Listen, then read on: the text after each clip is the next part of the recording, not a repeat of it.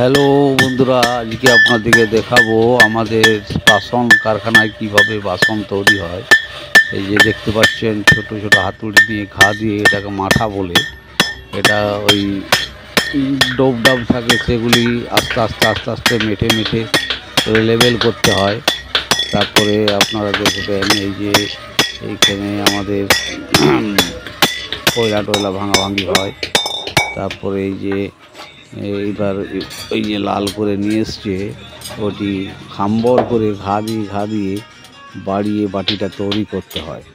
আপনারা দেখুন কীভাবে কত পরিশ্রম এই কাজটি, অনেক পরিশ্রম করে করে আপনারা দেখতে থাকুন।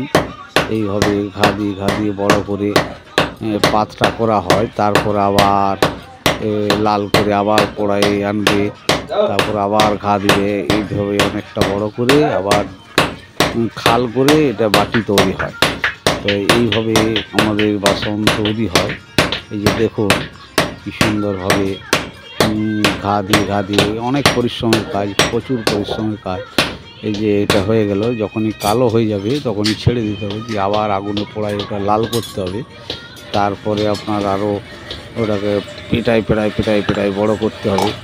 আপনারা দেখতে পাচ্ছেন এই যে আগুন, এটি আমার ছেলে ও হেড মিস্ত্রি, আর এই দুজন আছে এরা কারিগর। আরও দুজন কারিগর আছে, তাদের একটু পরে কাজ, তারা ওই পালিশ ফিনিশিং করবে আর কি। তারা পরে আসে ওই একটা দেড়টার সময়। এই যে দেখুন কীভাবে তৈরি করছে, খুব মাঠামাঠি করে পরিষ্কার করে একদম লেবেল করে এটা তৈরি করতে হয়। তারপরে রোজগার, বহু পরিশ্রমের কাজ। আপনারা দেখতে পাচ্ছেন এটা একটি বাটি তৈরি হয়ে গেল। এই যে বাটিগুলি এবারে এগুলি লেবেল করে আবার কুঁদে ফিনিশিং করা হয়। ফিনিশিংয়ের লোক আলাদা আছে, আপনারা দেখতে পাবেন। তো ফিনিশিংটা আজকে তো এখন ভিডিও করা যাবে না, ভিডিও করতে গেলে প্রচুর ফিনিশিংটা আরেকদিন দেখাবো আপনাদেরকে। তো আপনারা এইটা আগে দেখুন, আবার লাল করে নিয়ে আসছে, দিয়ে পরে আবার ঘা দিয়ে কেমনভাবে পেটাই তৈরি করছে আপনারা দেখতে পাচ্ছেন। খুবই পরিশ্রমের কাজ, হাড় ভাঙা পরিশ্রমের কাজ। খুব কষ্ট করে রোজগার করতে হয়। যে ওখানে পোড়ানো হচ্ছে, এখানে পড়িয়ে যে লিয়ায় হাতুড়ি আছে, এগুলো ঘা দিয়ে বড় করে আবার ডোবা করে আবার বাটিটা তৈরি করা হয়। অনেক সময় সাপেক্ষ, মানে এক কোথায় এটা হয় না, এটা না নিজের চোখে দেখলে আপনারা বুঝতে পারবেন না। অনেক সময় সাপেক্ষ জিনিস, খুব ধীরে সুস্থে করতে হয়। প্রায় 8 ঘন্টা 9 ঘন্টার মতন কাজ করতে হয় এক একটা কারিগরকে।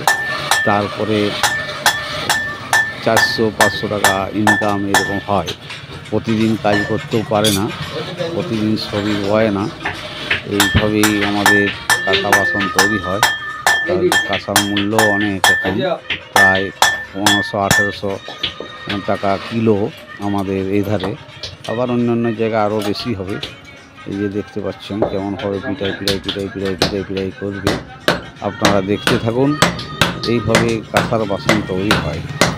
এটা খুবই হাড় ভাঙা পরিশ্রম, খুব পরিশ্রম করে এই কাজটি করতে হয়।